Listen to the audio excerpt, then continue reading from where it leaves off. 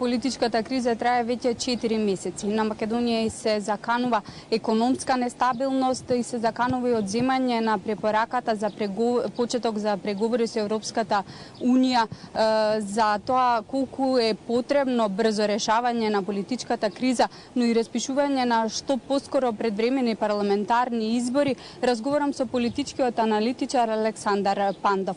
Добро вечер, господин Пандов. Добро дојдовте во дневникот на Канал 5. Предвремени избори, што поскоро е темата на која се зборува во изминатиот период. Како ја цените вие неопходноста од избори што поскоро да се организираат со цел да се надмене политичката криза во земјава? Единствен демократски механизам како една политичка криза да се надмине се изборите. Значи, политичките партии се оние правни субјекти кои што во одреден период, тоа е 4 години, од избори до избори, ја имаат власта во една држава, во општините, било каде, и они раководат со сите институции. Кога ќе настане политичка криза, тогаш политичките партии го враќаат мандатот на граѓаните и граѓаните се тие кои што го носат судот, кој понатака да раководи со државата. Во дадениот случај, ние сите сме сведоци дека Македонија, поради бомбите на Заев и целото однесување на Социјалдемократскиот сојуз, да подсетам, они се уште надвор од парламентот.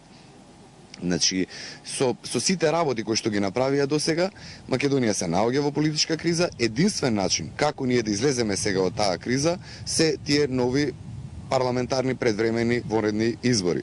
Да подсетам, веќе постои договор од 2 јуни од Пржино, во кој што политичките партии, односно 4 водачи на најголемите политички македонски партии, се договорија дека во април ќе имаме ние предвремени избори.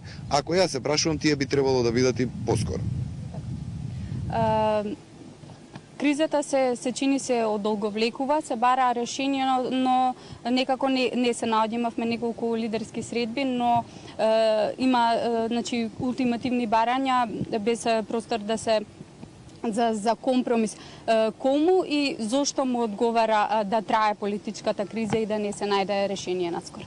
Па единствени кои што не сакаат сега да се реши оваа политичка криза, единствените кои што бараат начин на секаков начин како да избегаат сега од избори, тоа е СДСМ и Зоран Заев. Ние ако ги читате порталите, Соросовите портали кои што се платени на Ордановски текстови, ако ги читате Фрчковски, Геровски, тие се прават цело како да го убедат, како да му се спротистават на Заев и да го уплашат да излезе на предвремени избори.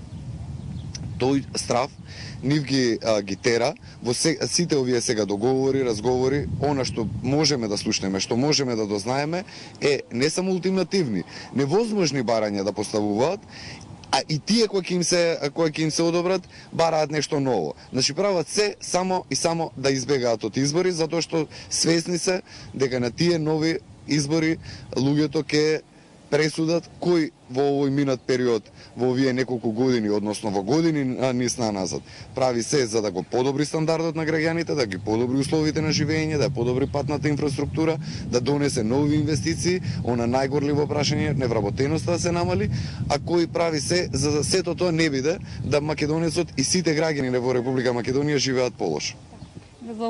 Благодарам многу за учеството во дневникот на Канал 5. Маја, ги слушнавме размислувањата на политичкиот аналитичар Пандов во однос на актуелната политичка криза и зошто опозицијата не сака да излезе на избори што поскоро.